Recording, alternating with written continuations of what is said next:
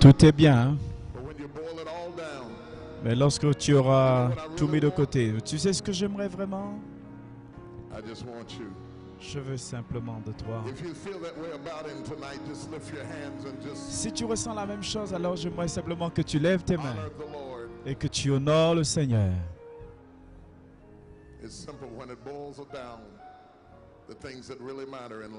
Oui, quand les lampes s'éteignent, la seule chose qui compte dans la vie, c'est que je t'ai. Je peux faire face à n'importe quelle situation, mais à partir du moment que je suis sûr que tu m'appuies. C'est pour ça que nous avons pris ce projet de Mammouth.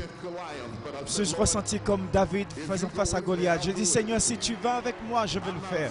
Je n'ai pas peur de te faire confiance. Il n'y a rien de trop dur pour toi. C'est trop dur pour moi, trop grand pour moi. Je ne sais pas comment le faire, mais Seigneur, avec toi, toutes choses sont possibles. Et peut-être que tu as besoin que Dieu fasse quelque chose de grand dans ta vie. Et peut-être tu sens que tu as besoin que quelqu'un t'a dit que ce n'est pas possible. Mais tandis que tu te promènes autour de cette réunion méga face, oh, alors tu devrais dire, oui, mon Dieu, tu peux faire tout. Oui, si tu peux faire ça, Seigneur, au travers d'un garçon de la campagne de West Virginia, oh, quelle que soit ma situation, Seigneur, je crois que tu peux changer les choses qui paraissaient impossibles. Oui, je crois qu'il y a une puissance miraculeuse dans ce lieu pour toi ce soir. Alors veux-tu applaudir avec moi et rendre grâce au Seigneur?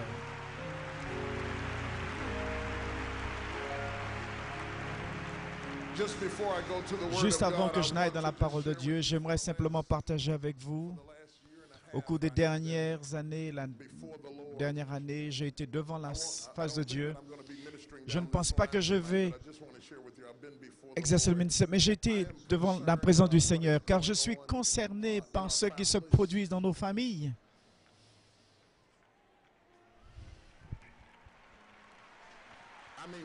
Oui, je suis vraiment concerné. Vraiment concerné comment des mariages après 10 ou 15 ans ou 20 ans se déchirent tout à coup. Personne ne sait qu'est-ce qui s'est passé. Tout le monde est fâché. Tout le monde ne montre pourquoi ils sont fâchés. Non, je suis vraiment concerné par ça. Je suis concerné par nos jeunes hommes qui commencent très bien. Et puis ils viennent à un certain âge. Et on dirait comme s'ils prennent un chemin de côté. Vous demandez, bien, qu'est-ce qui se passe? Ils partent tout à coup vers le sud et deviennent incontrôlables, ingérables. Il y a beaucoup de femmes qui ont des questions. Si vous pouvez voir dans l'esprit au sujet de la tête de certaines femmes dans cette pièce, il y a un grand signe interrogateur. Qu'est-ce qui ne va pas? Qu'est-ce qui se passe? Vous vous ressentez comme si c'était un échec. Beaucoup d'hommes sont également confus. Ils ne savent pas ce qui se passe. Et j'ai été devant la face de Dieu, priant. Et considérant les années pendant lesquelles j'ai eu la bénédiction de Dieu pour conseiller et travailler derrière la scène avec des gens, j'ai eu là une perspective unique parce que j'ai été dans le conseil pendant des années, des dizaines d'années. Pour les pasteurs, j'étais là au meilleur moment et au pire moment de la vie, lorsque les choses allaient très bien et lorsque les choses allaient aussi mal. Et après que vous ayez communiqué le ministère depuis la maison qui est en train de craquer jusqu'à la Maison Blanche, littéralement,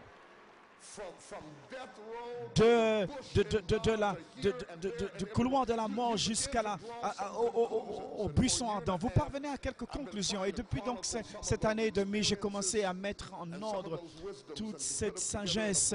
Et j'ai rassemblé tout cela dans un livre. Et j'ai délivré un message qui, je crois, qui est très important. Et je vous dis quelque chose, mesdames. Je voudrais admettre avec vous. J'ai écrit ce livre aux hommes. Parce que beaucoup d'hommes n'ont jamais été paternés. Ils n'ont jamais été conseillés. Ils n'ont jamais été encouragés. Et donc j'ai écrit parce que bien des fois, c'est la femme qui va chercher le conseil. Et l'homme qui n'est pas intéressé d'aller, lui. Alors j'ai écrit ce livre parce que certains des problèmes avec lesquels nous traitons sont tellement compliqués, tellement complexes. Et les gens ne s'ouvrent pas facilement et ne parlent pas.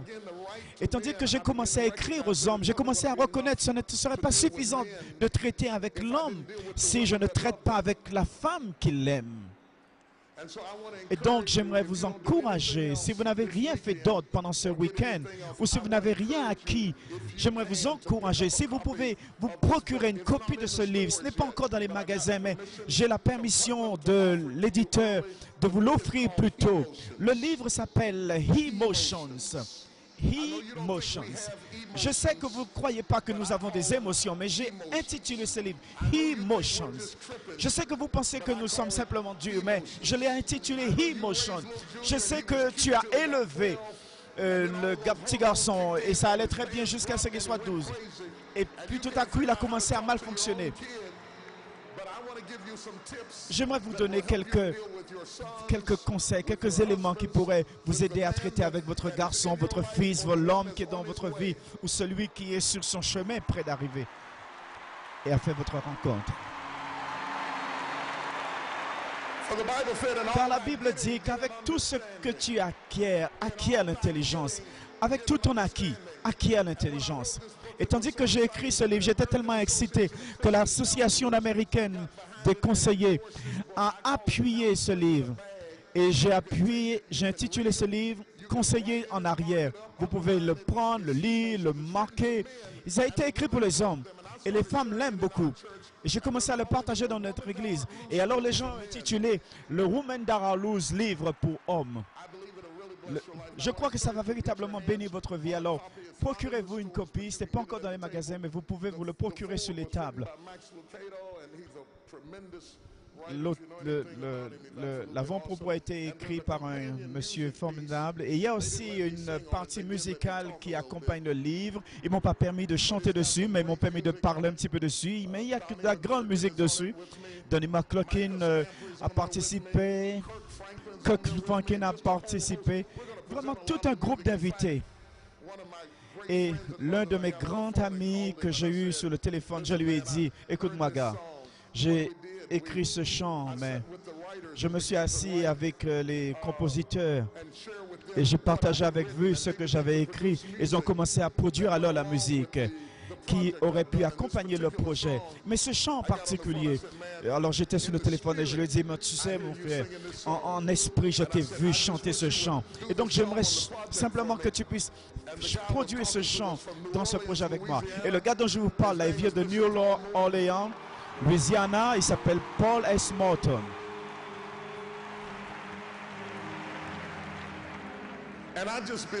Et je crois, avant que la soirée ne se termine, je vais demander à Bishop Morton de venir partager ce chant avec vous. Le chant est appelé « Ça ne compte pas ». C'est l'une des signatures qui a été mise dans ce projet, mais je crois que ça va vraiment vous bénir. Ne partez donc pas, je voudrais que vous entendiez Bishop Morton partager ce chant un peu plus tard. Mais avant que nous n'allions vers cela, j'aimerais que tournez votre attention vers la parole de Dieu. Combien de personnes sont excitées au sujet de la parole ce soir?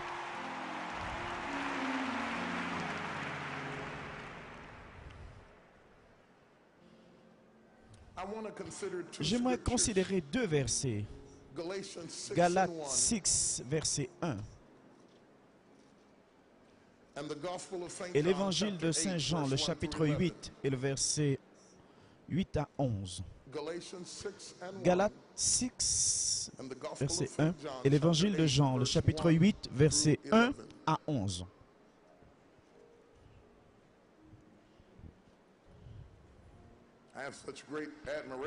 J'ai une grande admiration pour le secrétaire d'État. Je l'ai apprécié sa présentation et qu'il soit resté pour le service. Nous vous apprécions. Merci beaucoup.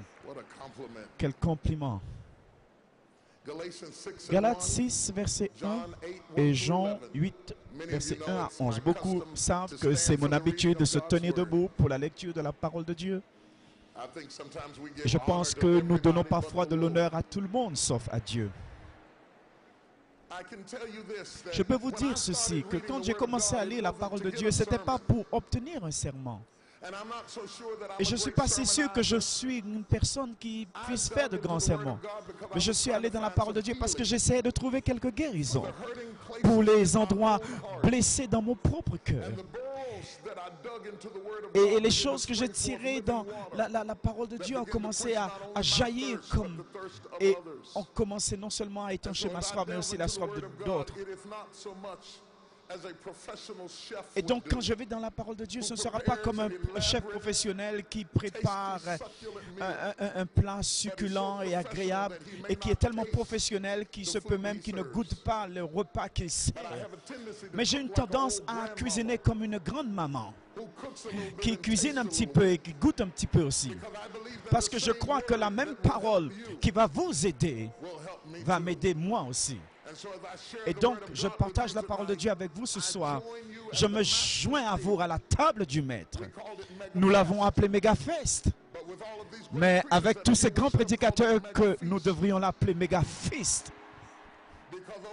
Parce qu'au cours des jours à venir, vous allez être envahis avec la révélation et la connaissance et le ministère d'un matin glorieux pendant toute la journée. Vous allez tout simplement saisis dans la présence de Dieu, être bénis et fortifiés, délivrés. Nous allons avoir un bon moment. Nous allons nous amuser. Vous me demandez pourquoi que vous avez des éléments d'amusement, d'entretien. Vous savez, nous ne sommes pas simplement un monolithique, nous ne sommes pas tous les mêmes, nous ne sommes pas juste des gens qui... Nous avons besoin du temps de relaxation. Nous avons... Nos fils et nos pères ont besoin... Vous avez besoin de prendre vos fils et d'aller sur le terrain de basket et vous devenez un avec votre famille à nouveau. Mari et femme ont besoin de sortir un petit peu et d'être dans une atmosphère orientée pour la famille. Et dans cet environnement, nous avons travaillé très dur pour vous mettre à l'aise au cours de cette semaine. Et je crois que Dieu va vous bénir d'une manière extraordinaire. Alors, à nouveau, je rappelle Galates chapitre 6 et le verset 1. Alors, quand vous avez trouvé cela, dites Amen.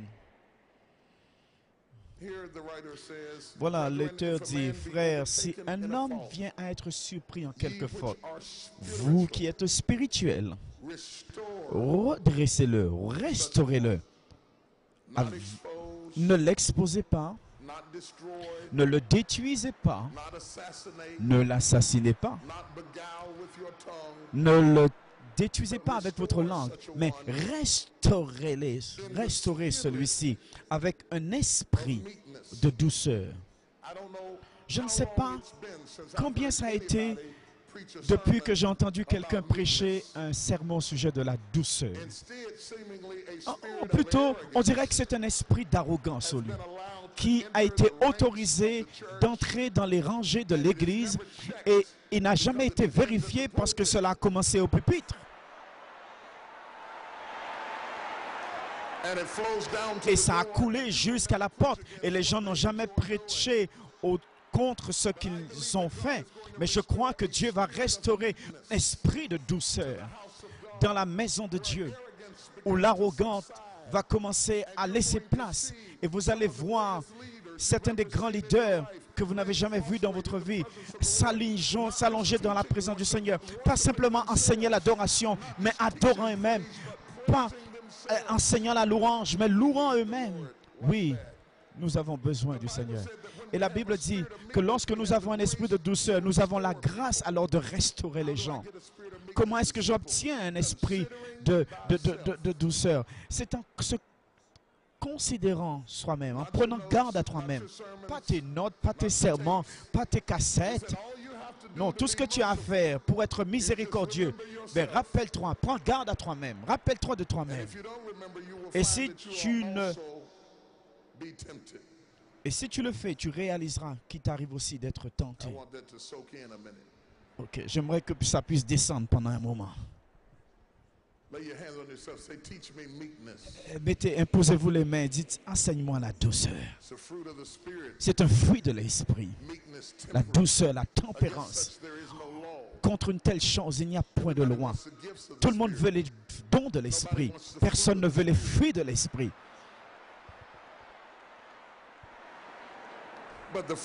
Mais le fruit de l'esprit valide la qualité de votre vie chrétienne. Vous ne pouvez pas contrefaire les fruits. Vous pouvez contrefaire les fruits. Le fruit, c'est le résultat de la polarisation. Cela requiert de la relation. Vous ne pouvez pas contrefaire les fruits. Vous devez avoir été avec Jésus afin de produire une vie avec la qualité des fruits de Christ dans votre vie. Je crois dans le succès. Ne me prenez pas mal. Je crois que nous devrions faire les choses avec excellence. Je ne pense pas que le monde devrait être les seules personnes qui devraient faire des réunions comme ceci avec les excellences. Je ne pense pas que Michael Jackson devrait être la seule personne qui attire les foules. Je pense que nous devrions faire les choses avec excellence. Mais tandis que nous les faisons avec excellence, ne permettons pas à l'arrogance de venir dans votre excellence. Oh, non. Cette cassette ne va pas pouvoir être vendue. Oh mon Dieu.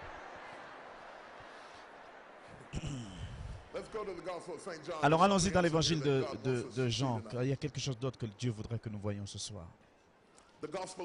L'évangile de Saint Jean, le chapitre 8, versets 1 à 11. Quand vous l'avez trouvé, dites Amen. Je voudrais que vous lisiez le long avec moi si vous voulez bien. À partir du verset 1 jusqu'au verset 11. Jésus se rendit au mont des Oliviers. Mais dès le matin, il se rendit de nouveau dans le temple et tout le peuple vint à lui. Il s'assit et les enseignait. Alors les scribes et les pharisiens emmenèrent une femme surprise en adultère, la placèrent au milieu et disent à Jésus: Maître, cette femme a été surprise en flagrant délit d'adultère. Moïse, dans la loi, nous a prescrit de lapider de telles femmes. Toi donc, que dis-tu? Il disait cela pour le mettre à l'épreuve, afin de pouvoir l'accuser. Mais Jésus se baissa et se mit à écrire avec le doigt sur la terre, comme s'il ne les entendait pas. Comme il persistait à le questionner, il se redressa et leur dit: que celui de vous qui est sans péché lui jette le premier la pierre. De nouveau, il se baissa et se mit à écrire sur la terre. Quand ils entendirent cela, accusés par leur propre conscience, ils se retirèrent un, à commencer par les plus âgés et jusqu'au dernier. Et Jésus resta seul avec la femme qui était là au milieu. Alors Jésus se redressa et lui dit: Femme, où sont tes accusateurs? Personne ne t'a condamné? Elle répondit: Personne, Seigneur. Et Jésus lui dit: Moi non plus. Je ne te condamne pas. Va et désormais ne pêche plus. Pouvez-vous dire Amen? Le message que j'aimerais partager avec vous, restez debout, nous allons prier. Restez debout. Gardez vos chaussures dans vos pieds. Le message que je vais partager avec vous ce soir, peut-être, ne sera peut-être pas un message qui va vous pousser à crier. Mais c'est le message que le Seigneur a placé sur mon cœur pour partager avec vous. Le message que j'aimerais partager avec vous ce soir, je vais utiliser le type l'arme secrète du ministère. L'arme secrète du ministère. Combien d'entre vous aimeraient connaître un bon secret? Un secret, une arme secrète que vous pouvez utiliser qui va vous permettre d'être plus efficace lorsque vous exercez le ministère avec qui que ce soit. Ce n'est pas tant en exerçant l'harmonie, votre habilité de discerner, d'exposer un texte. Ce n'est pas ça qui vous rend très efficace. Il se peut que ça ait de l'allure, mais ça ne va pas vous rendre efficace. Il y a un secret, une arme secrète du ministère. Oui, Bishop, mais moi je ne suis pas un ministre. Comment tu ne peux dire que tu n'es pas un ministre? Quand alors que chacun d'entre nous sommes appelés à affecter la vie de d'autres personnes.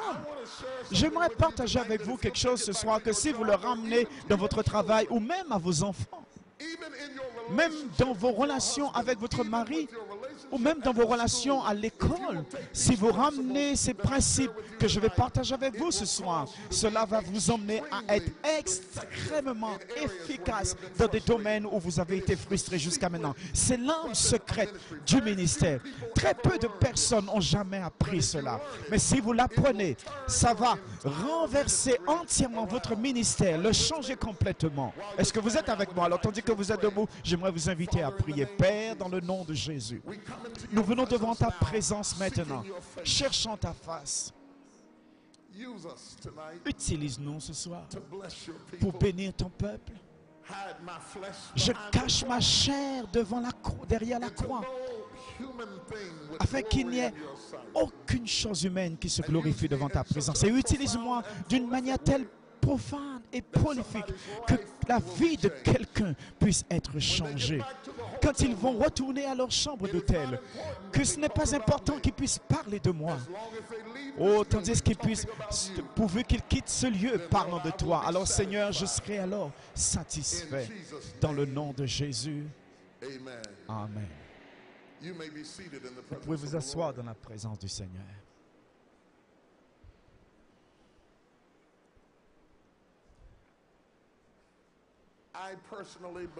Je crois personnellement que Jésus était le plus grand prédicateur qui ait jamais vécu. Extraordinairement profane, extraordinairement prolifique,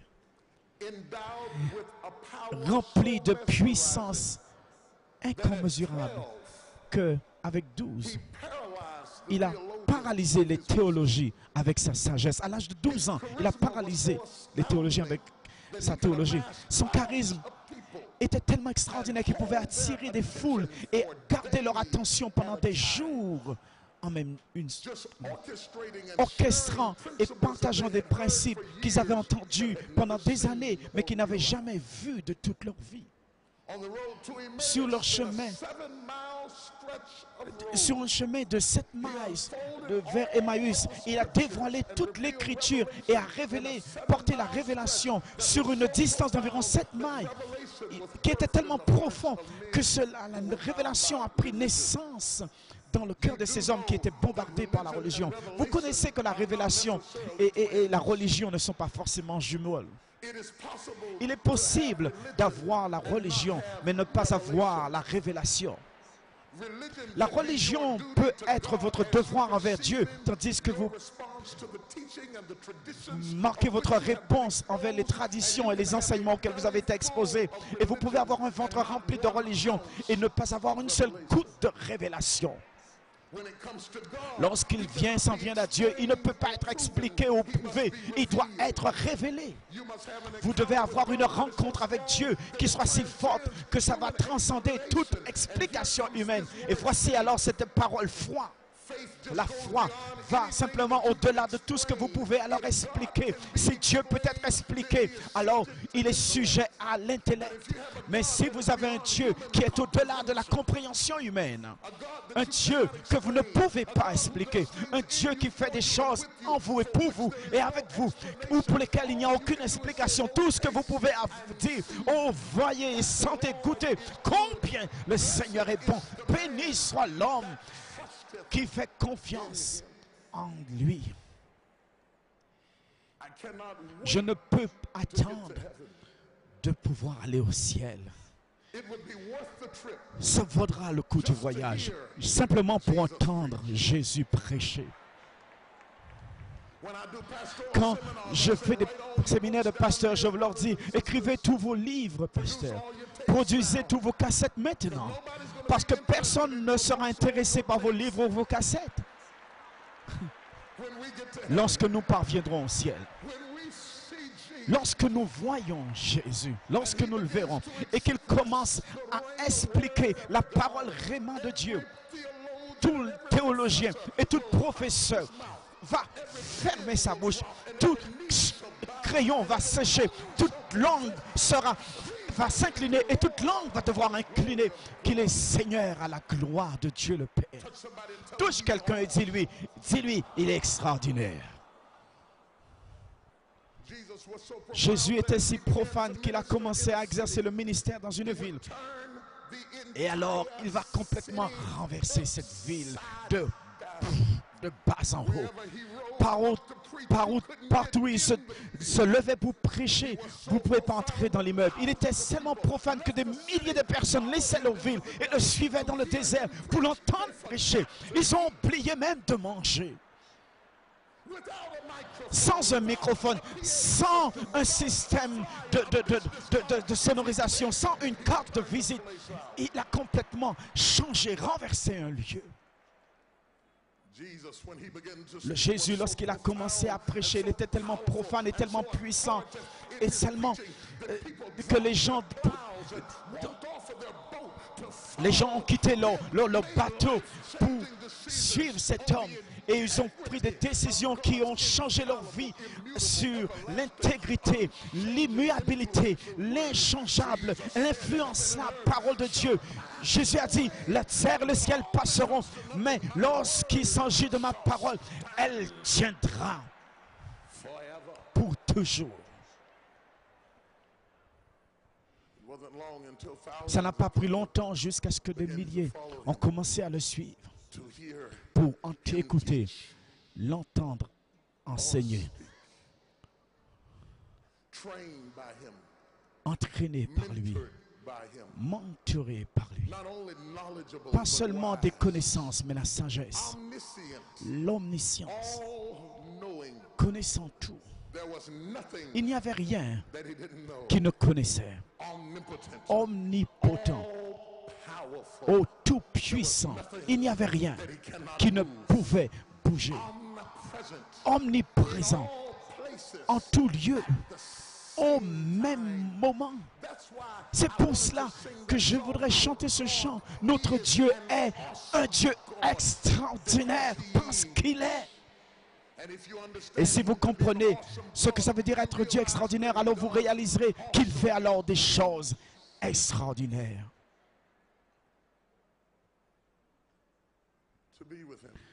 D'être avec lui, pour le voir à l'œuvre, pour le voir bouger. Des hommes d'affaires ont quitté leur entreprise.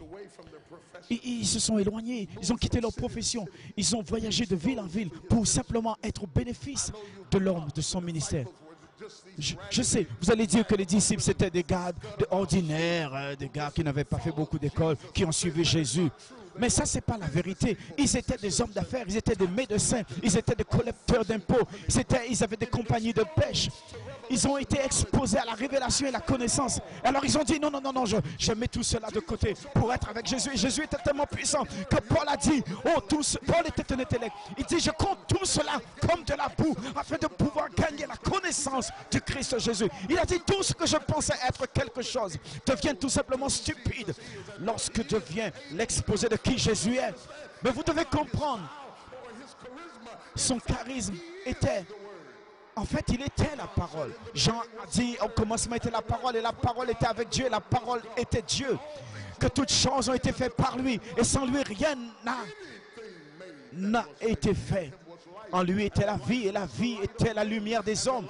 Et la lumière brille dans les ténèbres, mais les ténèbres ne l'ont pas reçue.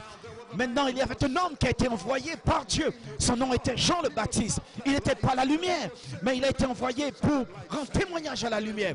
Disant, il y a quelqu'un qui vient après moi, qui est plus grand que moi. Et je ne suis même pas digne de délier la couronne de ses souliers. Oh, je vous baptise tôt, mais lui, il vous baptisera du Saint-Esprit et de feu. Et la parole a été faite flèche chair. Elle a demeuré parmi nous. Et nous avons contemplé sa gloire. Une gloire comme la gloire du Fils unique de Dieu, pleine de grâce et de vérité.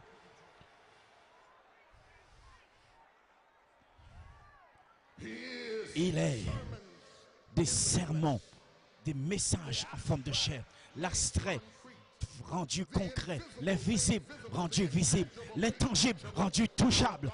Notre Dieu est ce que quand Dieu parle, quand Dieu dit une chose, il s'exprime lui-même. Sa parole devient alors Jésus.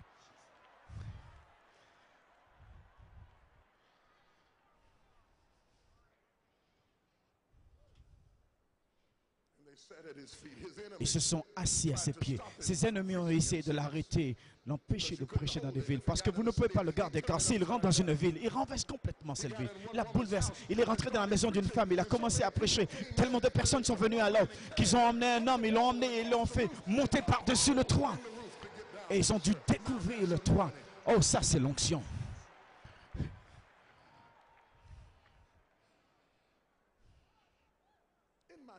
Dans mon texte ce soir, Jésus, le maître orateur, le prolifique et penseur profond, le sage du siècle, le Dieu absolu de l'univers, est en train d'enseigner un séminaire ouvert sur le mont des Oliviers. Le mont des Oliviers se tient sur un pic au-dessus de Jérusalem et vous exposant ainsi à tout le monde. Et voici Jésus debout sur le mont des Oliviers pour le but express d'enseigner à ses disciples un exercice de formation dans une théologie excellente. Pouvez-vous imaginer, si vous voulez bien, ces gens appelés à être penseurs, assis au pied de la montagne avec leurs tablettes et leurs stylos pour entendre l'instructeur les instruire. Et tandis qu'il a commencé à ouvrir sa bouche et à parler, et c'est tout ce qu'il avait à faire, c'était d'ouvrir sa bouche et de parler. Parce que chaque fois que Jésus ouvre sa bouche, quelque chose arrive toujours. Chaque fois qu'il dit qu'il y a la lumière ou que calme-toi, c'est l'ouvre sa bouche, quelque chose arrive toujours. Lorsqu'il dit qu'ils disent Lazare sort, ou qu'ils disent ta foi t'a rendu saint, quelque chose va toujours arriver. Qu'ils disent prends ton lit et rentre chez toi, ou qu'ils disent va te montrer au prêtre.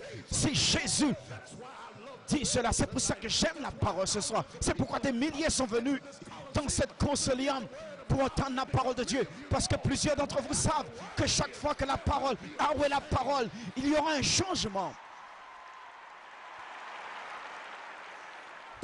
Touche quelqu'un et il lui change. Oh oui, c'est ce que je veux. C'est ce que je veux. C'est ce que je veux. Je ne suis pas si en amour avec moi-même pour que je ne puisse pas être prêt à changer. Je suis prêt à changer. Je suis prêt à entrer dans une métamorphose. Je suis prêt à être renouvelé. Je suis prêt à évoluer dans ce que Dieu a en tête pour moi. Depuis la fondation du monde, je suis prêt à changer. Je ne veux pas être pris avec des gens qui ne veulent pas changer.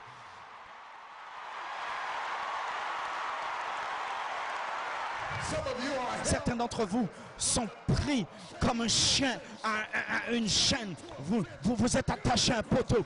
Simplement parce que vous êtes connecté avec des gens qui sont stoïques et régimentés et inflexibles. Et Dieu vous appelle à un changement. Il dit dans sa parole, je ferai quelque chose de nouveau en toi. Les choses anciennes sont passées. Et je te libère ce soir pour le changement. N'aie pas peur de le, embrasse-le. N'aie pas intimidé, explore-le. N'aie pas peur, expérimente-le.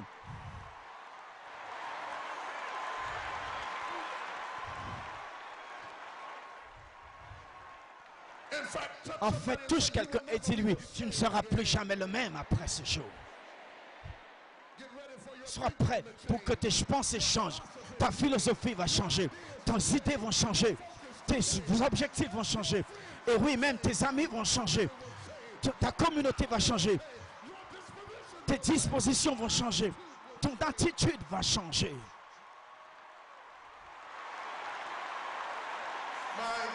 Mon Dieu. Quelqu'un est venu ici pour un changement? Tu as dû mettre certaines factures de côté pour venir ici. Tu as dû faire un chemin pour venir ici. Tu n'es pas venu ici pour être bon. Tu es venu ici pour un changement. Tu es venu ici pour une expérience avec Dieu. Tu veux un changement ce soir. Changement, changement. Oh!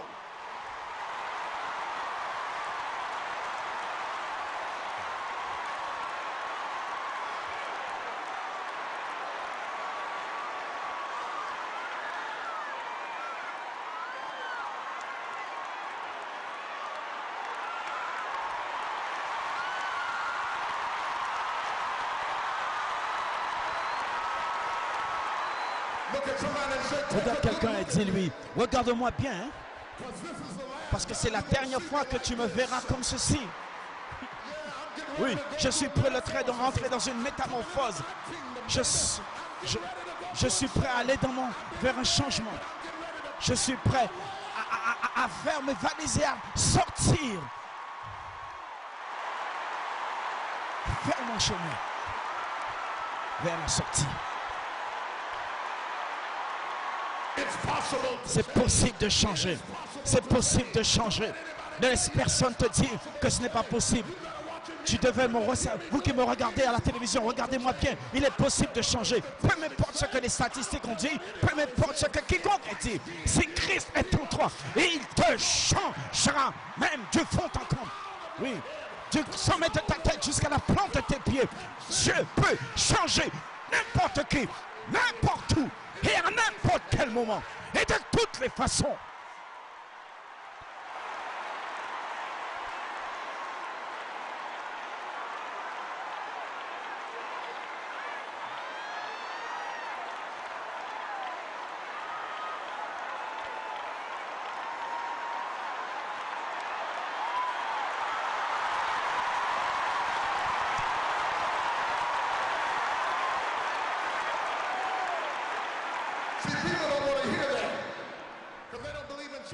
Il y a des gens qui ne croient pas au changement. Pourquoi abandonner sur le mariage quand Dieu peut le changer? Pourquoi tu abandonnes au sujet de l'enfant quand Dieu peut le changer? Pourquoi tu abandonnes au sujet de ta fille quand Dieu peut la changer?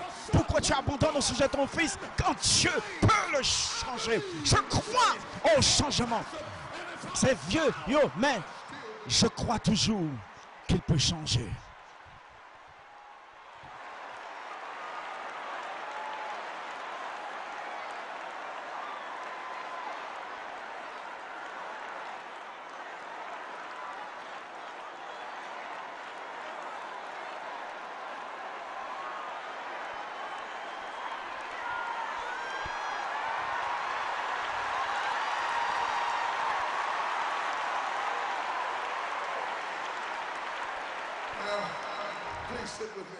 Restez avec moi.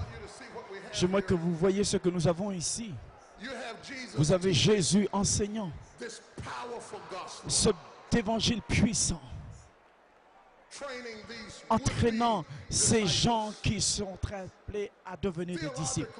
Théologiquement, leur infusant avec la puissance et le potentiel pour embrasser un concept, quelque chose qui est au-delà du raisonnement humain. Et dans cette salle de classe ainsi disposée, voici que viennent quelques gars religieux.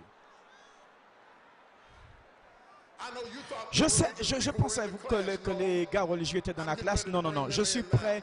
Je suis sur le point de les faire entrer maintenant. Les gars religieux sont stockés dans un système. Ils construisent des monuments autour de ce que Dieu a été, plutôt que là où Dieu est. Leurs traditions rendent la parole de Dieu sans effet dans leur vie. Et face à face avec le Maître lui-même, ils ont choisi leur tradition au-delà, au-dessus de la révélation de Dieu. Et voilà que les gars religieux viennent. Voyez-vous, Jésus avait beaucoup plus de problèmes avec les gars religieux qu'il n'a eu avec quiconque que ce soit d'autre. Les pécheurs l'aimaient. Ce n'étaient pas les gars, mais ce sont les gars de la religion de l'Église. Parce que Jésus mettait en confusion leurs pensées. Ils disaient, ah, il ne s'est pas supposé faire ça. Il ne sait pas ce qu'ils font dans mon Église. Ah, pourquoi ils font ça? Toutes sortes de questions stupides ils posaient.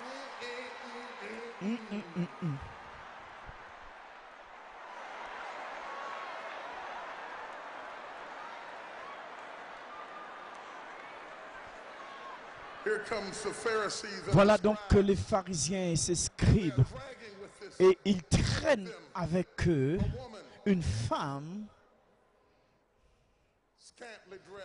à peine vêtue, peut-être enveloppée dans un drap, les cheveux battus, brisés, de la poussière sur elle, et l'ont fait courir, l'embarrassant et l'humiliant, tremblante.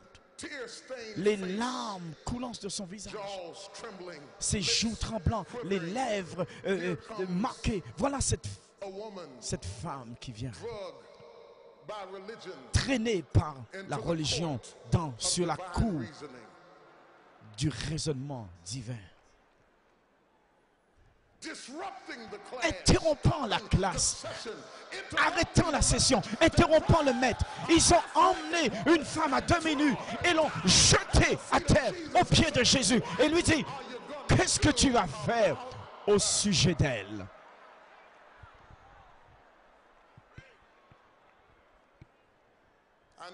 Je sais, les religieux, ils connaissaient tous les versets de l'Écriture. Alors ils ont commencé à dire à Jésus ce que Moïse avait dit. Comment vous trouvez ça, hein? Ils ont dit à la lettre au sujet, ils ont dit au nouveau au sujet de l'ancien. Ils ont dit au créateur au sujet de la créature. Ils sont en train de dire au sujet du Christ, au sujet du créé. Alors ils ont dit ce que Moïse a dit. La loi de Moïse dit que cette femme devra être lapidée parce qu'elle a été prise en flagrant délit d'adultère. Maintenant, cette femme est prise en fait dans une croisée où deux chemins se rencontrent. La religion et la révélation. Et ils ont eu comme une collision à l'intersection. Et elle n'est pas vécue, elle n'est pas habillée pour cette réunion. Elle a été prise dans une situation particulière. Elle est intimidée et vulnérable. Elle est insécurisée, exposée. Et ils l'ont jetée. Ils se sont dit: qu'est-ce que tu as dit, Seigneur, au sujet de cette femme? Maintenant, c'est une chose d'être exposé lorsque vous êtes préparé.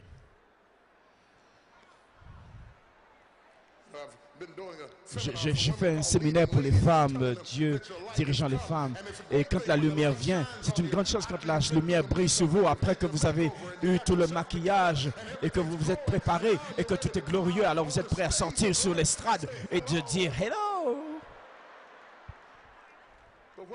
Mais qu'est-ce que vous faites quand la lumière que vous attendiez depuis toute votre vie vous saisit au pire moment de votre vie?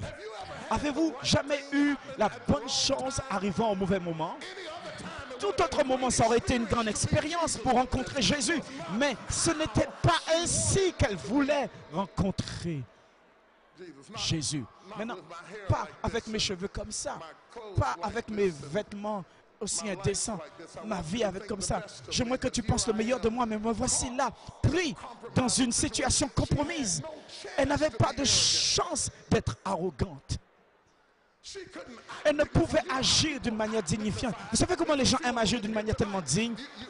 Vous pouvez agir d'une manière comme si vous n'avez jamais rien fait du mal. Vous agissez comme si vous avez toujours été au-dessus. Vous agissez comme si vous avez toujours été un guerrier dans la prière. Vous agissez comme si vous avez été toujours très spirituel. Mais cette femme n'était pas dans la position où elle pourrait agir ainsi. Elle n'avait pas... Elle devait compter sur la miséricorde de Dieu. Et parce qu'on dit qu'elle a été prise dans l'acte même. Et n'est-il pas drôle quand même? Aussi loin que je sache, vous ne pouvez pas commettre l'adultère avec vous-même.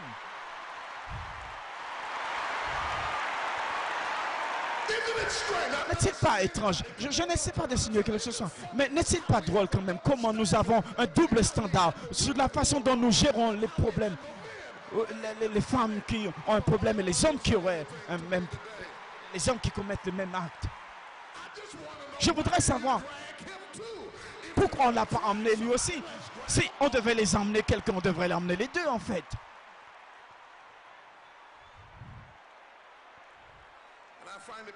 Et j'ai trouvé tout à fait particulier que très souvent, nous récompensons les hommes pour leur attitude et nous crucifions et lapidons les femmes pour qu'ils font les mêmes choses que ces hommes.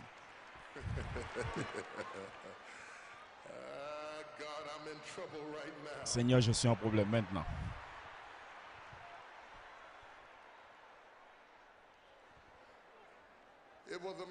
C'était un homme qui avait couché avec elle. C'est un homme qui l'avait prise. C'est un homme qui l'avait entraînée. Ce sont des hommes qui l'ont accusée.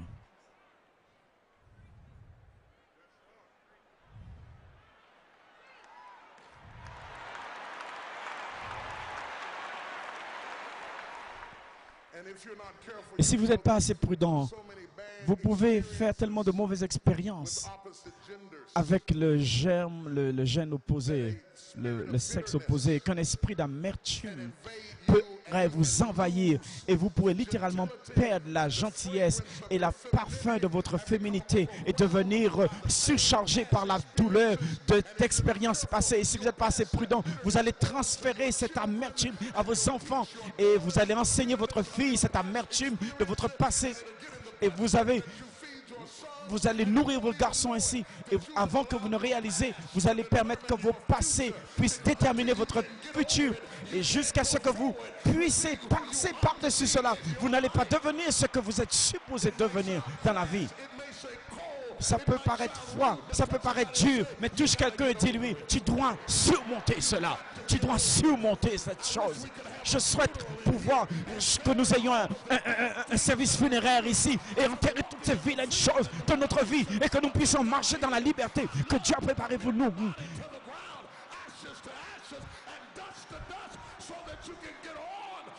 Afin que vous puissiez être et devenir la femme et l'homme de Dieu que vous êtes supposé devenir.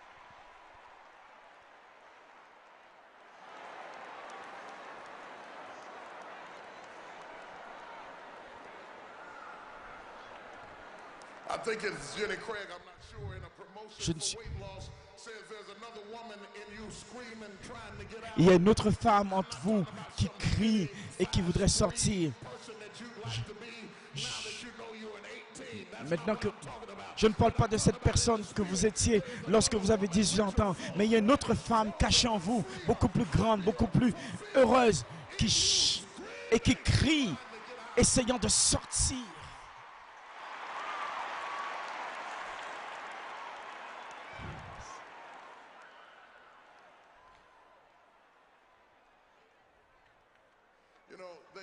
Vous savez, ces hommes religieux, ils ont essayé à tenter Jésus. Ils ont pensé qu'ils vont l'attraper théologiquement.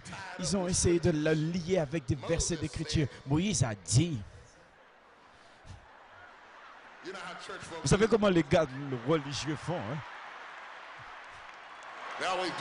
On dirait comme s'ils ont senti quelque chose.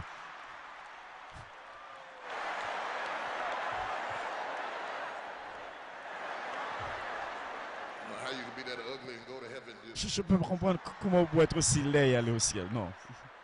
Affreux et aller au ciel.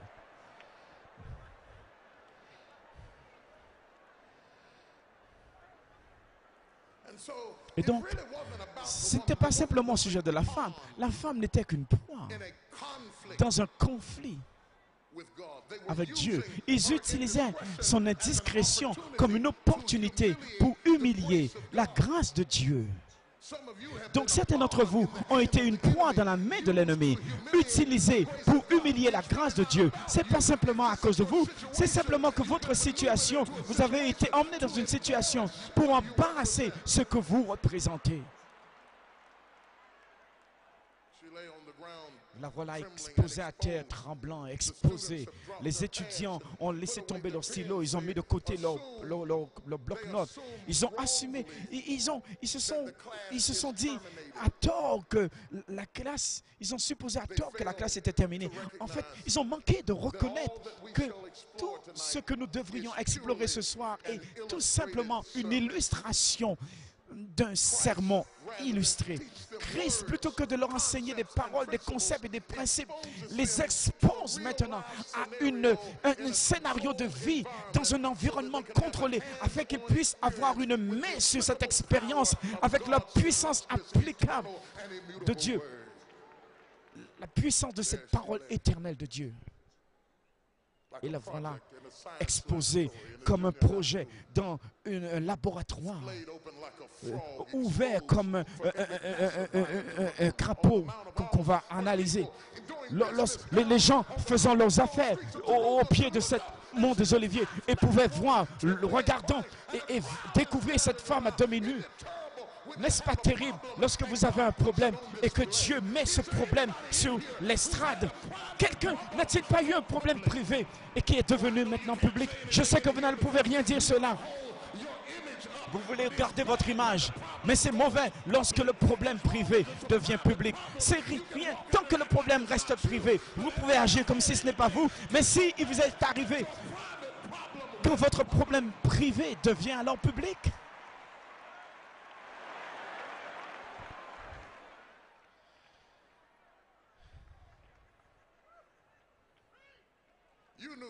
vous savez que vous n'avez pas peur d'être seul. C'est OK. Mais voilà qu'un jour, que tout votre voisinage sait, vos voisins, savent que vos enfants vont mal à l'école. Et tout à coup, votre problème devient public. Et au milieu de tout ça, voilà Jésus. Confronté. Et j'aimerais vous dire quelque chose au sujet des hommes. Les hommes, nous haïssons la confrontation, les hommes. Pour cette raison, je ne sais pas ce que c'est, peut-être dans nos ADN. Nous détestons la confrontation. Les femmes veulent toujours parler de chez eux. Elles disent, nous avons besoin de parler. Et elles disent, je ferais bien de mettre mes lèvres au-dessus de ma tête pour t'exposer en quelque sorte. Vous voulez toujours confronter quelque chose. Nous aimons traiter avec les choses d'une façon un peu calme. On va dire, méditons sur ça.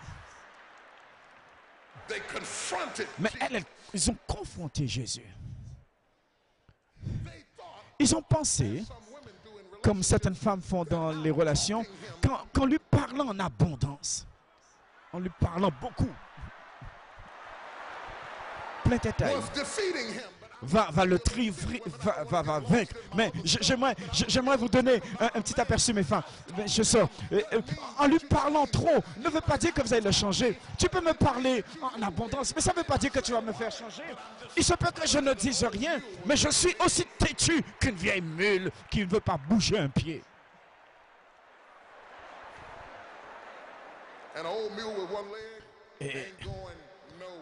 Et la vieille mule, laisse-moi te dire, n'ira nulle part. Donc, ce que Jésus a fait, au lieu d'engager dans une bataille de versets, de concepts et de souhaits, il leur a répondu pas un mot. Et au lieu même, il s'est abaissé.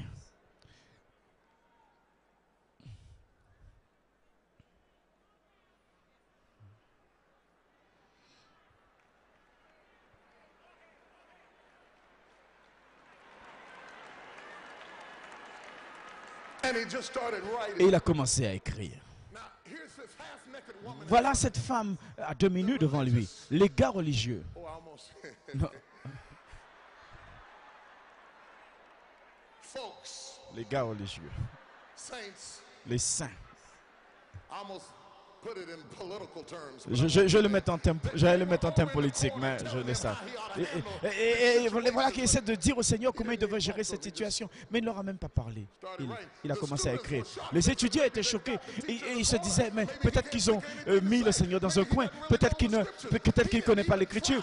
Il n'a même pas essayé de se valider lui-même en face de ces gens. Alors lui, il a commencé à écrire sur la terre.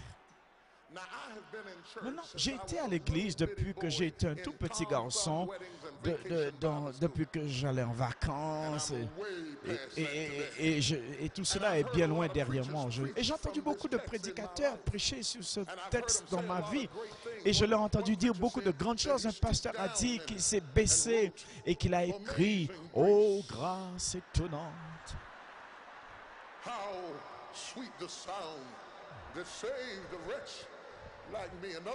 Un autre prédicateur a dit non, il a écrit juste comme je suis. Certains prédicateurs, il a écrit, oh, crée en moi cœur. Il se peut que vous n'ayez pas me respecter comme étant un grand théologien, mais je dois vous confesser ce soir, je ne sais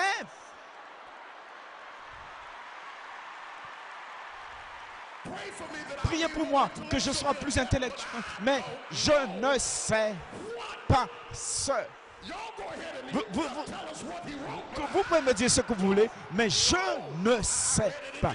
Je l'ai lu dans le grec, mais je cherchais partout. J'ai lu dans les notes des autres, mais je ne sais pas ce qu'il a écrit.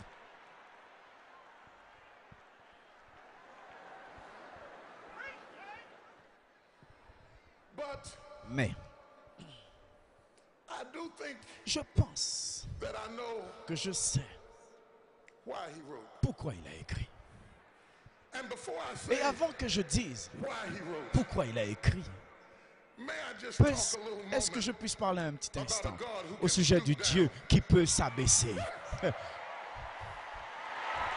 Quand tout le monde se tient debout, dans leur attitude rigide, parfaite, dans leur propre justice, lui, Dieu, il s'est abaissé. Oh Dieu, je sens que je prêche maintenant. Oh, quelqu'un devrait m'aider. Il s'est abaissé. Il s'est abaissé pour exprimer que le divin peut prendre sur lui l'humanité. Il s'est abaissé pour dire que le célestiel peut s'envelopper dans le terrestre. Il s'est abaissé pour se dire qu'il peut venir de 40 générations pour arriver jusque là où nous sommes. Il s'est abaissé pour nous dire qu'il s'est abaissé pour se rendre obéissant jusqu'à la mort et la mort même de la croix. Il s'est abaissé pour nous dire que bien qu'il était riche, il est devenu pauvre afin qu'au travers de sa pauvreté, nous puissions devenir riches. Je ne sais pas ce qu'il a écrit, mais je suis heureux de ce qu'il se soit abaissé. Merci Seigneur, de ce que tu t'es abaissé, que tout le monde se tenait debout en face de moi, se riait de moi, parlait de moi, racontait n'importe quoi. Mais merci Seigneur de ce que tu t'es abaissé. Je ne pouvais pas me relever si tu ne t'étais pas abaissé. Oh, tu t'es abaissé afin que je puisse me relever. C'est pour cela que je vais prêcher au tout le monde, parce que le Dieu que je prêche, il s'est abaissé. Il s'est abaissé. Oui, il s'est abaissé vers l'adultère, vers celui qui a maltraité les enfants. Il s'est abaissé jusqu'au niveau de l'hypocrite. Il s'est abaissé. Oui, je peux venir là où tu es.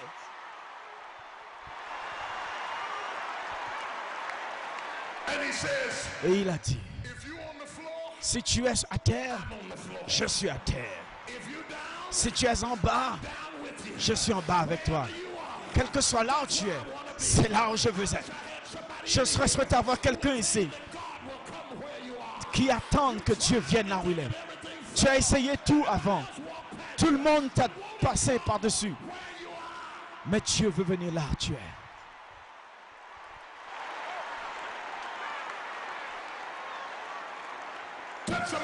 Quelqu'un dit, il s'est abaissé pour me saisir. Il s'est abaissé pour me saisir. Oui, il s'est abaissé pour me saisir. Ne laisse pas l'ennemi te tromper. Il s'est abaissé.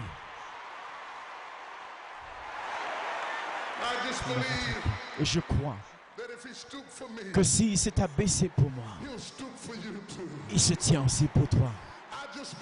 Je crois que s'il s'est abaissé pour ma situation, il se tient aussi pour ta situation. Il vient là où tu es et te délivre.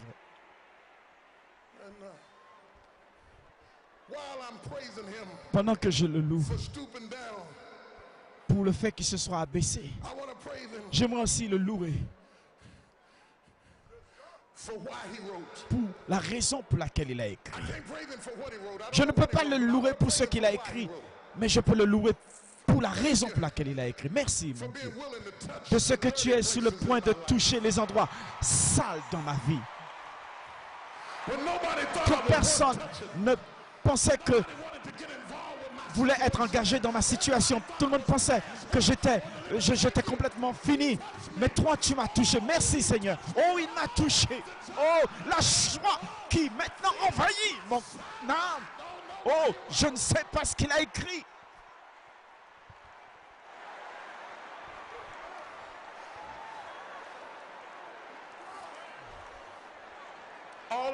Mais tout ce que je sais, c'est que quand les gars essayaient de me tuer, il était en train d'écrire dans mon âme. Ta parole, oh, que je serre dans mon cœur, afin que je ne pêche pas contre toi.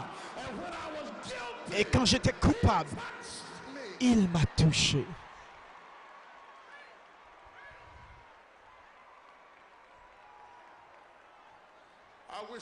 J'aurais souhaité qu'une personne de coupable, de vindicative, puisse lever sa main et rendre grâce à Dieu de ce qu'il est en train d'écrire dans ton âme. N'aie pas peur, lève tes mains et loue-le parce qu'il te touche. Il te touche dans la prison. Quelqu'un qu'il a rencontré dans la cour, au tribunal, dans la situation de divorce, dans une situation de compromis. Mais il s'est abaissé et il te touche là.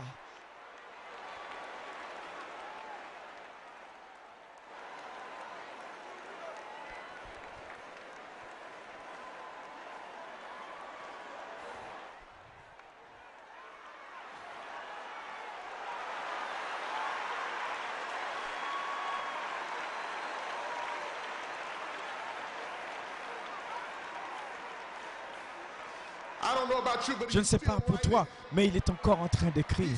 Il est toujours en train d'écrire dans ma vie. Il ne fait que tourner les pages.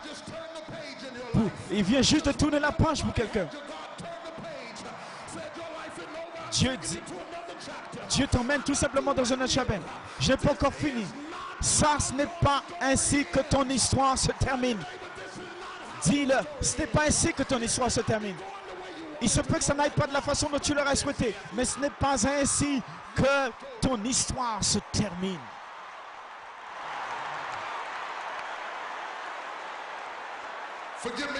Pardonnez-moi d'être... Touche quelqu'un, dis-lui. C'est que les choses ne paraissent pas bien maintenant. Je sais que les choses ne s'alignent pas bien. Mais le Seigneur t'a emmené à Atlanta pour te dire que ce n'est pas fini.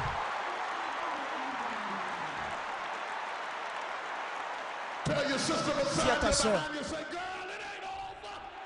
ce n'est pas fini. Oui, dis-lui que ce n'est pas fini. Ton mariage est dans la confusion, mais ce n'est pas fini. Ton enfant est en train de créer des problèmes, mais ce n'est pas fini. Ta carrière est dans problème, mais ce n'est pas fini.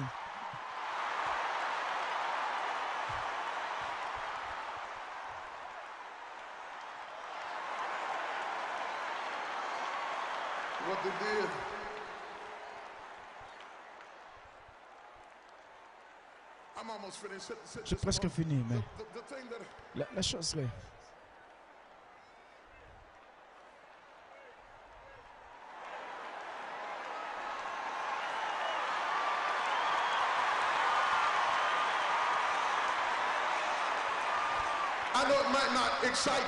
Il se peut que je ne vous excite pas beaucoup, il se peut que ça ne veuille pas dire beaucoup, mais je suis venu depuis Dallas pour dire à mes sœurs que la bataille n'est pas à toi, elle appartient au Seigneur. Et si tu veux rester tranquille, Dieu va combattre ta bataille pour toi. Tiens, garde ta paix. Ne te défends pas toi-même. Le Dieu que tu sais, à qui est-ce que je suis en train de prêcher ici? Quelqu'un a besoin de savoir que Dieu n'a pas encore fini avec elle. Il n'a pas fini. Il n'a pas fini. Non!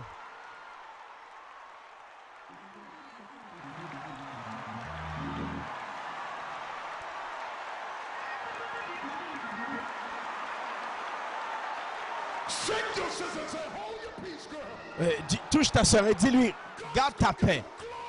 Dieu va tirer gloire de toute cette affaire. Dieu va tirer gloire. Je sais que tu as créé des problèmes. Je sais que tu as fait quelques mauvais choix. Mais Dieu va tirer gloire au travers de tout cela.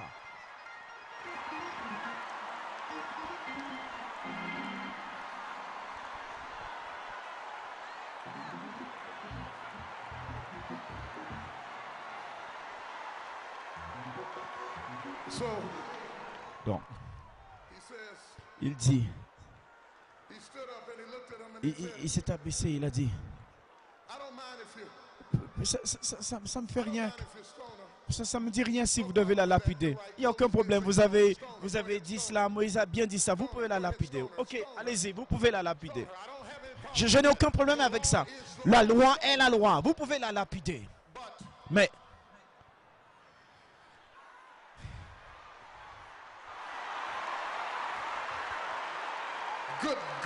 mon Dieu, que celui qui est sans péché parmi vous, que celui, vous trois qui n'avez pas de péché, lance premier la prière.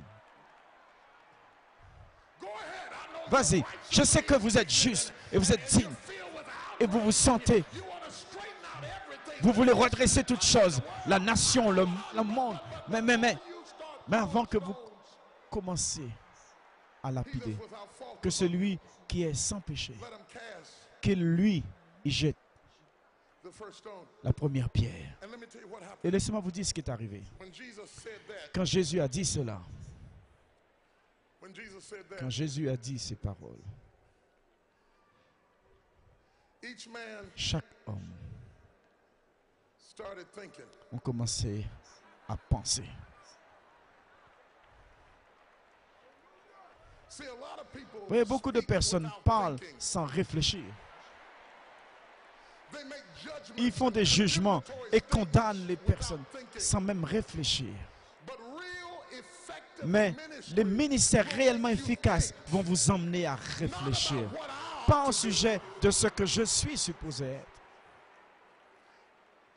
Vous savez, l'un des meilleurs messages que j'ai jamais entendu dans ma vie m'ont emmené à me rappeler de quelque chose. Et alors, j'ai dit, oh mon Dieu, ça aurait pu être moi. Vous savez, cette situation dans laquelle vous allez et qu'à peine vous avez pu vous échapper, si Dieu n'était pas intervenu de la manière dont il a fait, comme il a fait, vous ne serez pas assis là où vous êtes là, dans toute l'honneur et la reconnaissance. Parfois Dieu doit vous couvrir, parfois Dieu doit vous cacher, parfois Dieu doit vous élever, parfois Dieu doit vous empêcher de répondre au téléphone. Si parfois Dieu doit vous couper le téléphone pour que personne ne vous réponde. Non, ce n'est pas que vous êtes si bon, mais Dieu vous a couvert.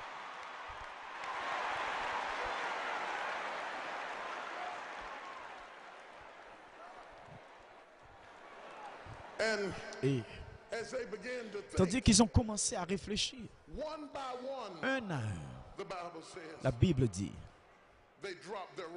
ils ont laissé tomber leurs pierres. Je ne sais pas à qui est-ce que je prêche. Il se peut que tu traverses une bataille où tes ennemis essaient de te détruire et de te tuer et de t'humilier. Mais si tu commences à te défendre toi-même, mais que tu retournes toute la situation à Dieu, Dieu dit qu'il va tirer gloire de cette affaire-là. Et un à un, tes ennemis vont laisser tomber leurs pierres. Oh, prends quelques minutes avec moi et commence à louer Dieu pour la victoire.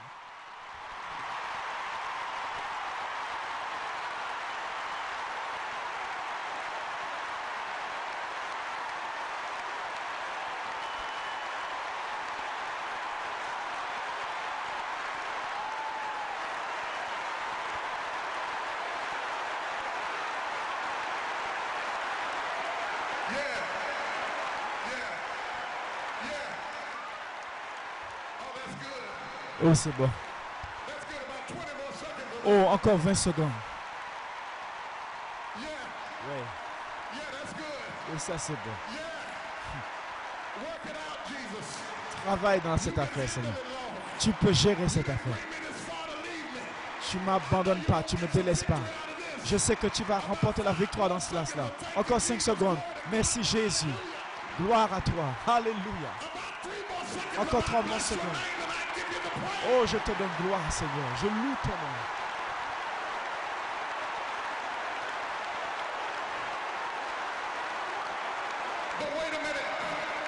Attendez une minute. Attendez une minute. Voyez-vous, ce que vous avez fait là, c'est une louange de justice. Et une louange de justice, c'est lorsque vous êtes innocent et que vous êtes accusé faussement et que vous louez Dieu pour la justice. Mais ce n'est pas ce dont je suis en train de prêcher. J'ai besoin de quelqu'un qui était coupable, qui est coupable.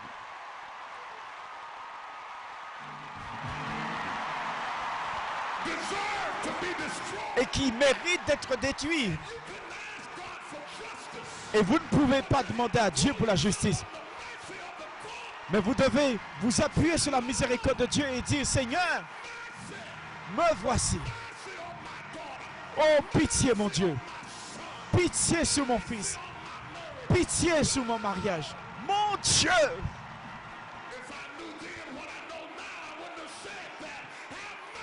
Oh, pitié mon Dieu. Si je savais ce que je sais maintenant, je n'aurais pas fait cela, Seigneur. Mais pitié, mon Dieu.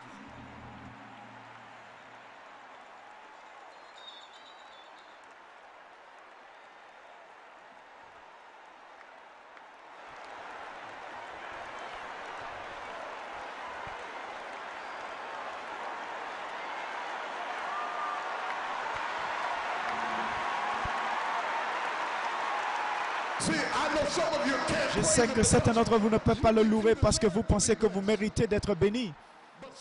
Mais certains d'entre nous, chaque fois que nous obtenons une bénédiction, nous disons, Seigneur, tu m'as béni des bénédictions que je ne pouvais pas gagner, que je ne méritais pas. Mais tu m'as simplement fait grâce.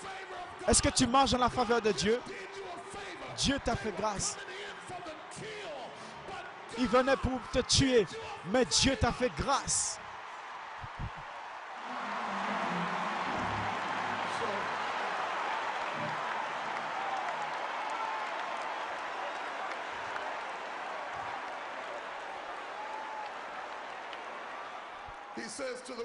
Il a dit à la femme, femme, où sont tes accusateurs?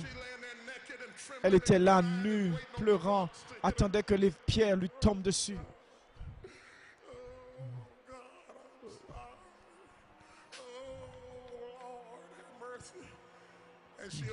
Elle a ouvert un œil.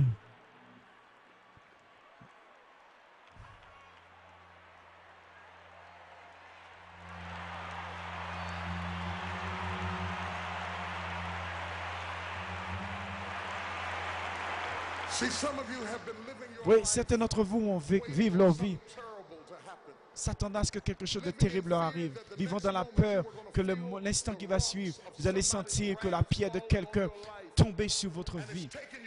Et cela vous prend du temps et des années, parfois pour ouvrir vos yeux. Et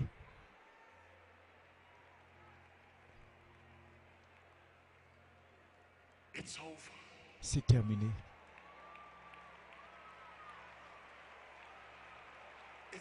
C'est fini. C'est fini. Le cauchemar est terminé. Le tourment est terminé. L'agonie est finie. La peur et la justice sont terminées.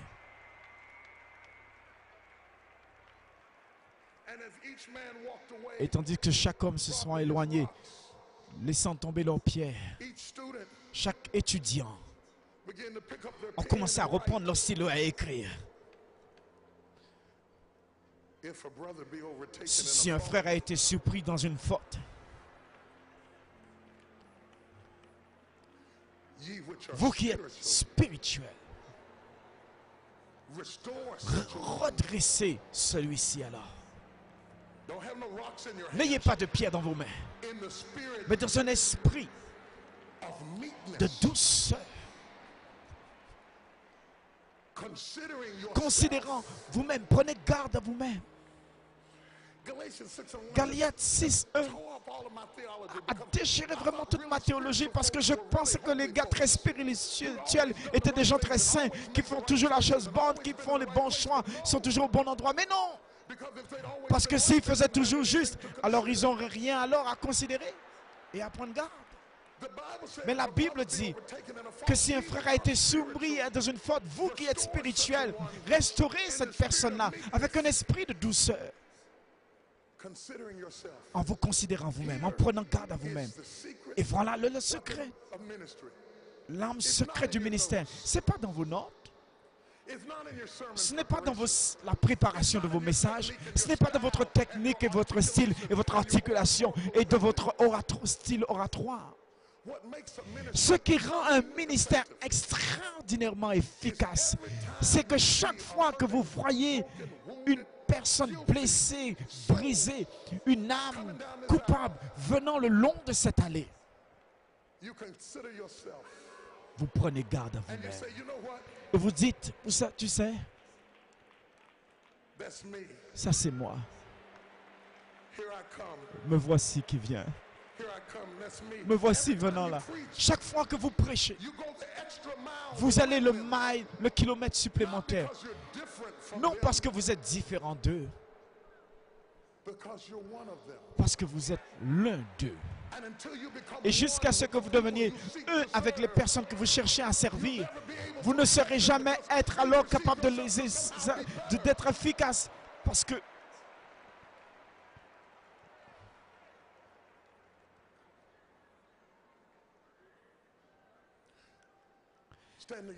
tenez-vous debout avec moi, j'aimerais vous dire quelque chose.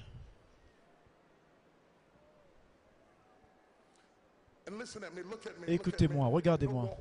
Ne marchez pas, j'aimerais que vous me regardiez. J'ai quelque chose à vous dire, vous avez besoin de le connaître. Une femme sur 3 dans cette pièce, selon les statistiques, ont été abusées sexuellement entre l'âge de 5 à 15 ans. 60% des femmes dans cette pièce ont été élevées sans père, sans attention de la part d'un homme et ont besoin d'être validées. Il y a des gens qui ont couché avec eux, mais qui ne les ont jamais touchés vraiment.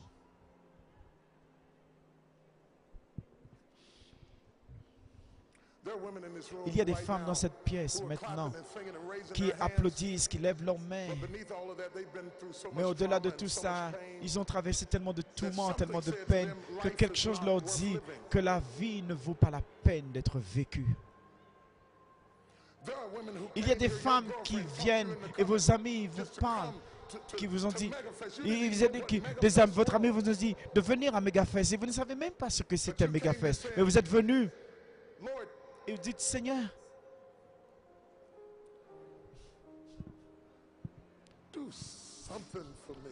fais un baptême à moi, mon Dieu.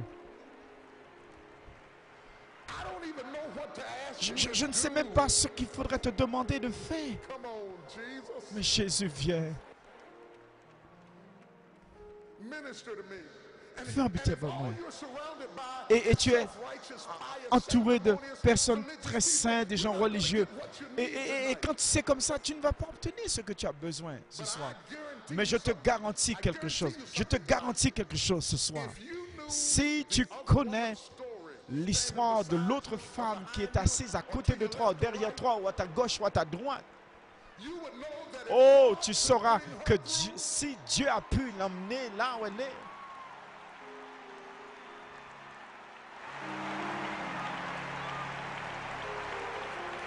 si Dieu a pu la faire s'en sortir,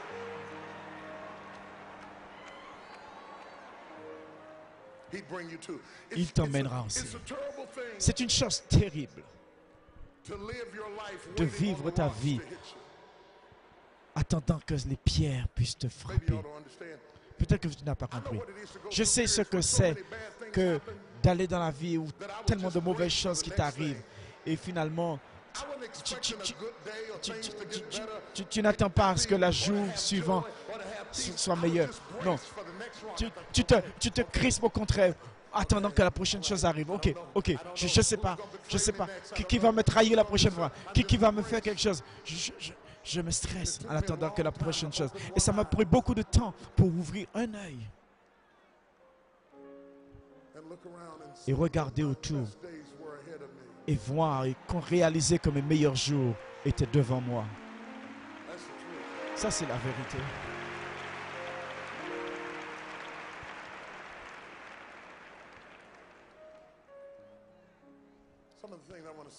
Quelque chose que j'aimerais vous dire ce soir pourrait vous paraître stupide, pourrait vous paraître complètement fou. Mais j'aimerais vous dire quelque chose.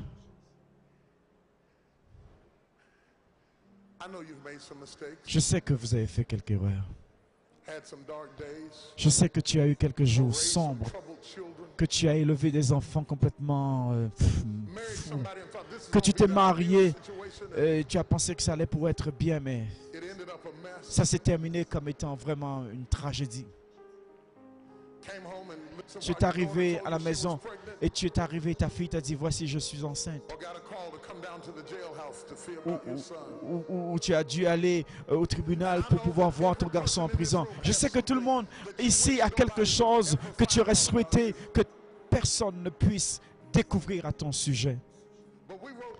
Mais nous avons écrit cette lyrique que j'aimerais que vous écoutiez maintenant. Et ça dit simplement, peu importe qui tu es, et peu importe où tu as été, et peu importe ce que tu as fait, Dieu a toujours un plan pour ta vie.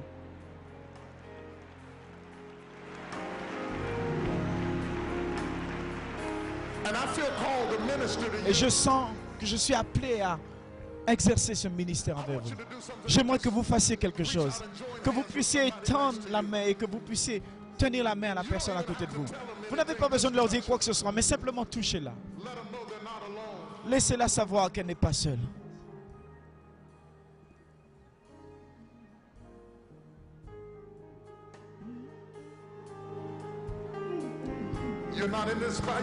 Tu n'es pas dans cette affaire tout seul.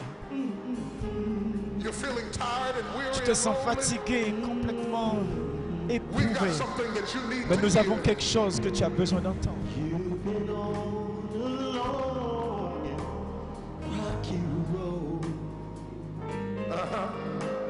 At times you felt cheated to have to bear this load, while others who would barely even try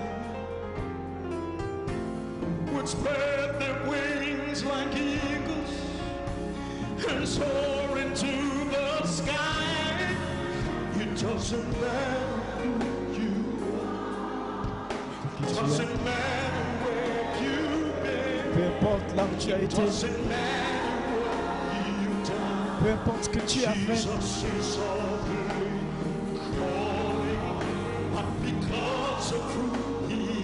à cause de qui il est, et à cause de là où il se tient, à cause de ce qu'il a fait, tu peux repartir tout à nouveau. Oui, tu peux.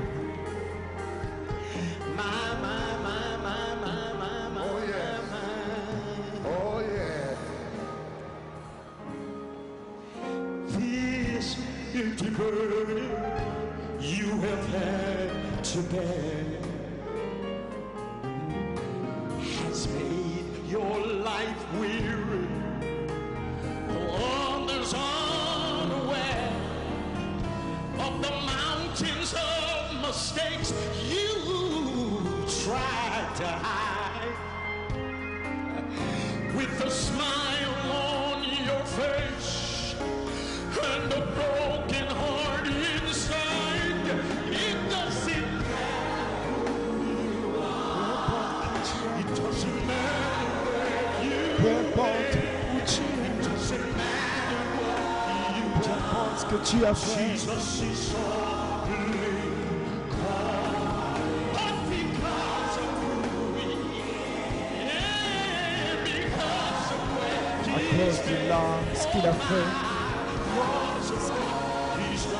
À cause de ce qu'il a fait, tu peux repartir à nouveau.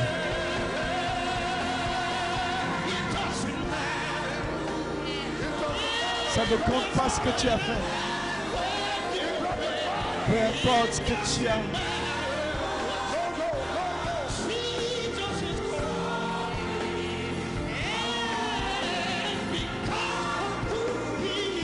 cause de qui il est, à cause de là où il se tient, à cause de ce qu'il a fait. Oh, tu peux repartir encore. Oui, tu peux repartir encore. Oh, tu peux repartir à nouveau.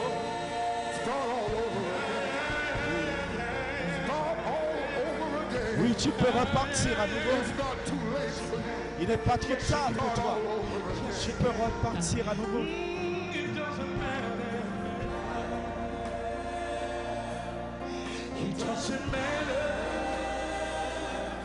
May have been down, but it doesn't matter. People talked about me, but God has a plan for your life. You can start on. He has a plan for you. Il a un plan pour toi. I don't care what your enemies say. Peu importe ce que disent tes ennemis, il a une bénédiction pour toi. Tu peux repartir à nouveau. Oui, tu peux repartir à nouveau. Tu peux repartir à nouveau. Tu peux repartir à nouveau. Fais-le de nouveau. Fais-le de nouveau.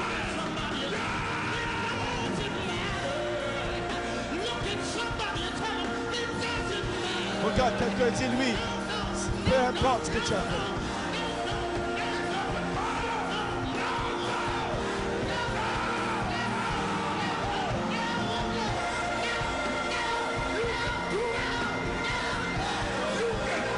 Tu peux le faire. Tu peux le faire. Tu peux réussir. Tu peux le faire. Tu peux le faire. Ce n'est pas fini. Recommence à nouveau. Recommence à nouveau. Recommence à nouveau. Tu peux réussir.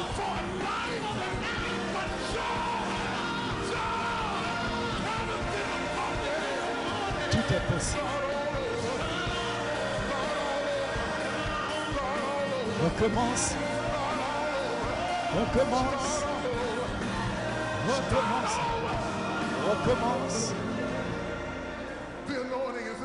L'onction est dans ce lieu. Lève tes mains dans sa présence. Si tu es prêt à un tout nouveau départ, il se peut que tu sois dans la prison. Il se peut que tu sois dans une terrible situation. Il se peut que tu sois sur le trac ou n'importe quoi, mais tu peux repartir à nouveau. La parole de Dieu vient à toi pour te toucher. Il n'a pas fini avec toi ce soir. Je veux que tu te recommences. Que tu recommences tout à nouveau. Que toute tête soit inclinée et que tous les yeux soient fermés. Et j'aimerais inviter à cet autel les pécheurs, les rétrogrades, les brisés, les bras frappés, ceux qui ont besoin de repartir à nouveau. En cette première soirée, oui, dis, je vais repartir ce soir. Je vais remettre cette affaire au Seigneur. Je suis fatigué avec cette situation et je suis prêt à donner ma vie au Seigneur.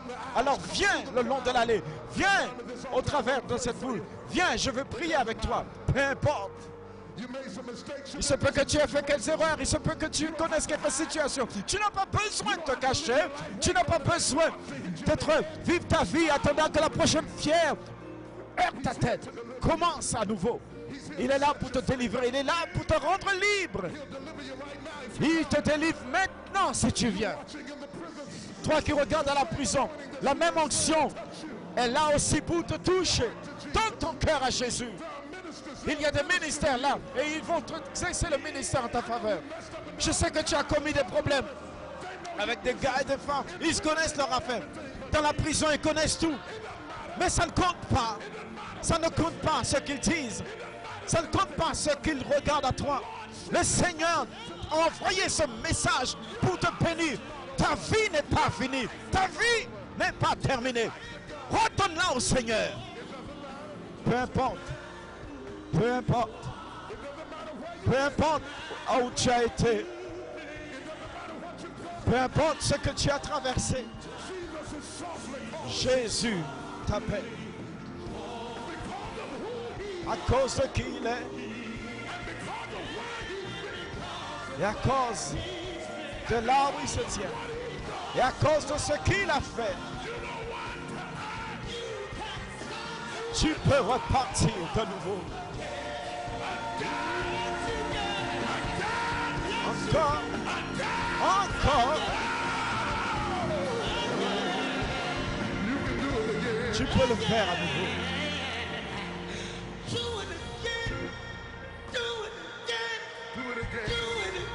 Fais-le à nouveau. Un millier de personnes viennent. J'aimerais que l'onction de Dieu te touche là où tu es. Dieu veut te donner un miracle. Il se peut que tu as accompli quelques erreurs, tu as rencontré quelques problèmes, tu as été retrouvé dans quelques mauvaises situations. Mais nous voudrons te consacrer ce moment. Nous sommes venus pour te dire ce soir, redonne ta vie à nouveau. Nous avons ce Dieu de la deuxième chance, ce Dieu du nouveau commencement. Oh, tu diras, prédicateur, je suis enfermé pour 20 ans, je suis enfermé pour la vie, tu ne comprends pas combien ma situation, tu ne connais pas mes secrets. Mais mon mariage, non, ça ne compte pas. Peu importe. Peu importe. Le sang peut te laver.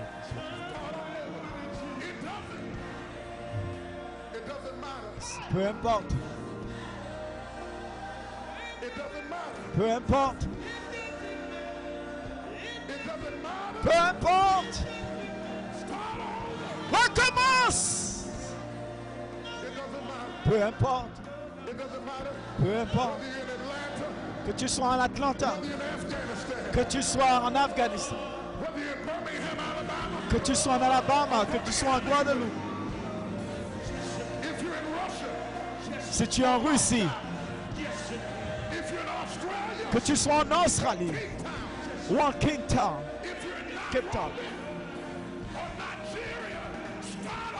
recommence à nouveau. Peu importe. Peu importe. Peu importe.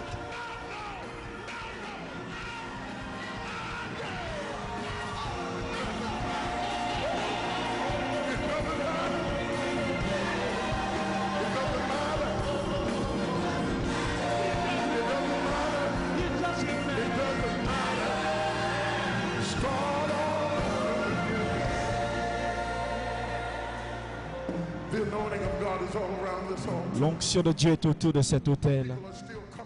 Et les gens continuent de venir le long des allées jusqu'à cet autel. En la première soirée de cette réunion, Dieu veut reprendre ta vie tout à nouveau. Et vous qui regardez devant les murailles de la prison, trouvez votre chemin vers un conseiller, vers un guerrier de prière. Et commencez à prier. N'ayez pas peur. Faites-le maintenant. Priez. Dieu recommence ta vie tout à nouveau maintenant. Vous qui êtes rassemblés autour de cet autel, pouvez-vous le croire?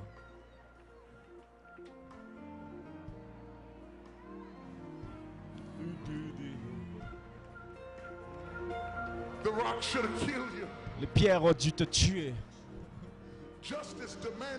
La justice demandait ta vie. Mais la grâce te donne une autre chance. J'aimerais prier maintenant. Lève tes mains. Si tu es dans la prison, lève tes mains. Si tu regardes dans ta salle à manger, lève tes mains. Il se peut que tu n'aies jamais expérimenté des choses comme ça. Mais c'est la présence du Seigneur qui touche ta vie. Nous croyons au nouveau commencement. Nous croyons à la deuxième chance. Peu importe. Lève tes mains, là, quel que soit là où tu es. Tu ne sais pas là où je suis, mais lève ta main, peu importe. Recommence à nouveau. Et dis, Seigneur Jésus, je suis prêt à remettre toute ma vie à toi. J'ai traversé des choses qui auraient dû me détruire. Mais Seigneur, je te remercie pour une seconde chance. Seigneur, je te remercie de ce que tu es mort et tu as versé ton sang afin que des gens comme moi puissent recommencer à nouveau. Oh, je finis avec mes excuses. Oh, je finis assez avec mes handicaps.